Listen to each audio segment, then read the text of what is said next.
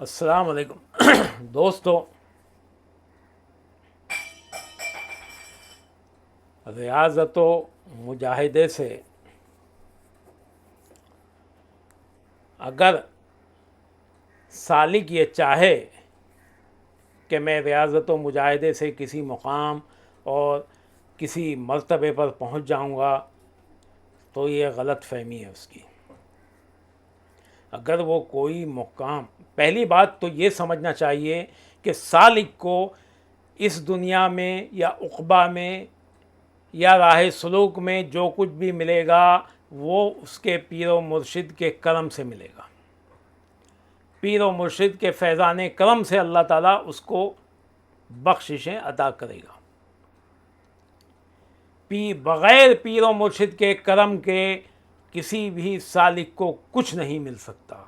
جس کو جو حضور خواجہ غریب نواز حبیب اللہ فرماتے ہیں کہ جس کو جو کچھ بھی ملا ہے وہ اس کے پیر و مرشد کی وجہ سے ملا ہے، اور اس کے پیر و مرشد کی عنایت و کرم کی وجہ سے ملا ہے، پیر و مرشد کے فیضان کرم کی وجہ سے ملا ہے۔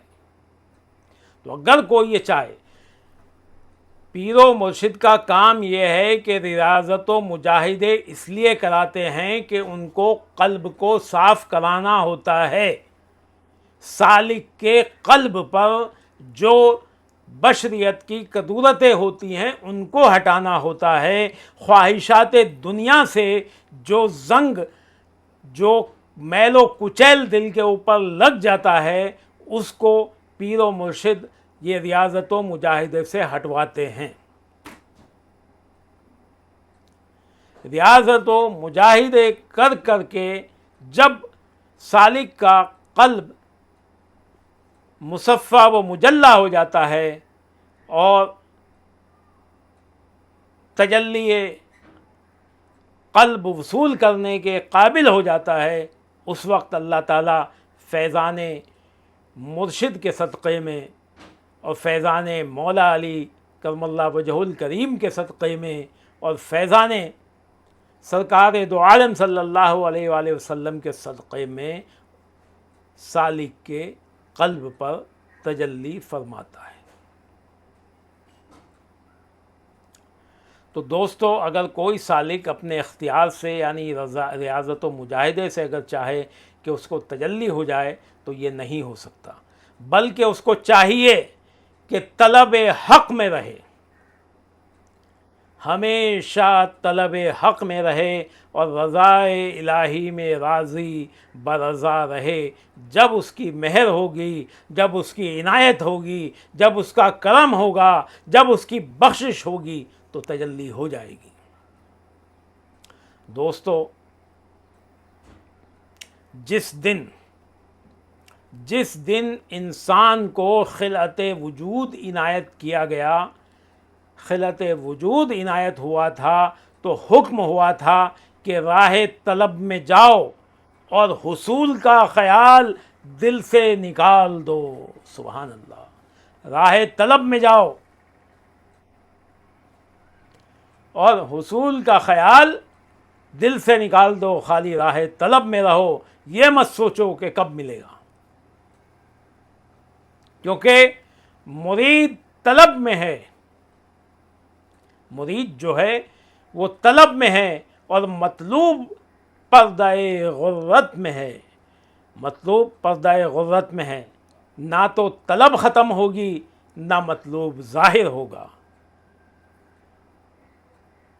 لیکن ہمارا کام ہے، ہمیں حکم دیا ہے اللہ تعالیٰ نے اس دن سے جب الست بربکم کہا تھا، اس دن سے کہا ہے۔ خلعت وجود جب عنایت ہوا تو اسی دن سے بتا دیا گیا، جب روح کو ہماری اپنا دیدار کرایا اسی دن بتا دیا کہ طلب میں رہو۔ کیوں؟ جانتے ہو ایسا کیوں ہے؟ کیونکہ جہاں کہیں حسن ہوگا وہاں کوئی حسن کے دام میں ذلیل و گرفتار بھی ہوگا۔ جب حسن ہوگا تبھی تو اس کے عاشق بنیں گے، تبھی تو معشوق بنیں گے، اور اگر وہ اپنے آپ کو بڑی آسانی کے ساتھ ظاہر کر دے تو پھر اس کا مرتبہ حسن ہی ختم ہو جائے گا، پھر طلب ہی ختم ہو جائے گی۔ جیسا کہ ایک شعر اس کی ترجمانی کرتا ہے کہ ہم نے تمہارے غم عشق کو، ہم نے تمہارے غم عشق کو ہمیشہ نشاط جاں جانا، ہم نے تمہارے غم عشق کو ہمیشہ نشاط جاں جانا، یعنی تمہارے غم کا جو عشق ہے ہم نے اسے اپنی زندگی کی، ہمیشہ اپنی زندگی کی خوشی جانا۔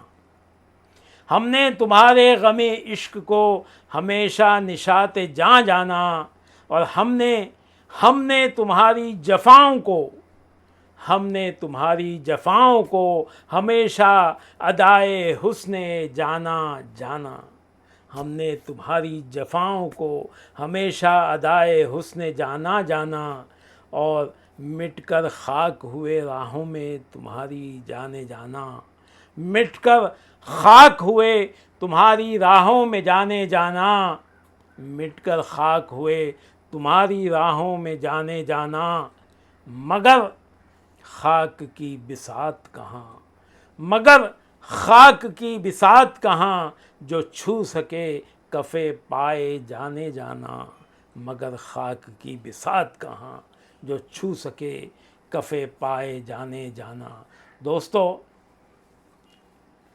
شاعر کہہ رہا ہے کہ ہم نے تمہارے غم عشق کو ہمیشہ زندگی کی خوشی جانا ہے، اور تمہاری جفاؤں کو، یعنی تمہاری بے وفائیوں کو، تمہارے ظلم کو، تمہاری زیادتیوں کو ہمیشہ ہم نے ادائے حسن جانا۔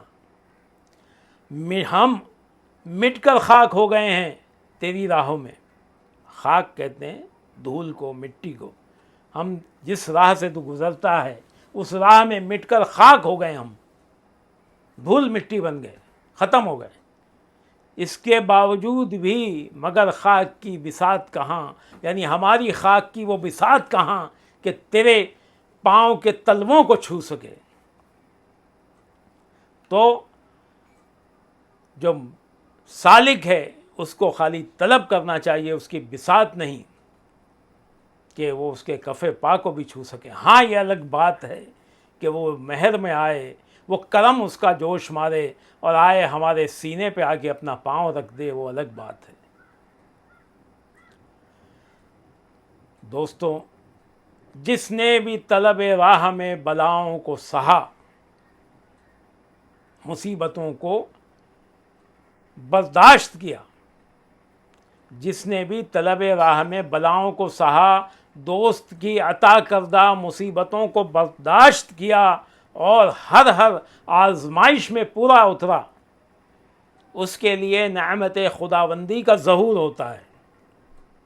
پہلے آزمائش کرتا ہے پھر دیتا ہے، تو جس نے اس کی مصیبتوں کو برداشت کر لیا، ہر آزمائش میں پورا اترا، تو اس کے لیے نعمت خداوندی کا ظہور ہوتا ہے۔ اسی کے آئینہ دل پر، اسی کے آئینہ دل پر عکس ذات الہیہ کی تجلی ہوتی ہے۔ عکس ذات الہیہ کی تجلی اسی کے اوپر ہوتی ہے جو کہ امتحان میں کامیاب ہو جاتا ہے۔ یار کی مہر سے، یار کی مہر سے ہی سالک کا دل قلب تجلیہ ہوتا ہے۔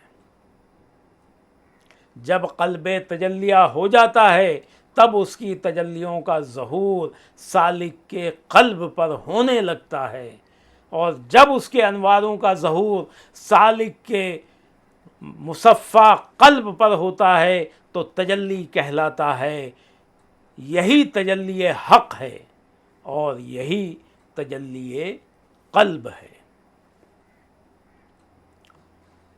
یہ جو عطا ہوتا ہے اس کی عطا سے عطا ہوتا ہے، تو سالک کو چاہیے کہ اپنا کام کرتا رہے اور طلب میں لگا رہے، اس کی مرضی وہ جب دے گا تب قبول کر لو، بس اپنا اتنا سا کام ہے۔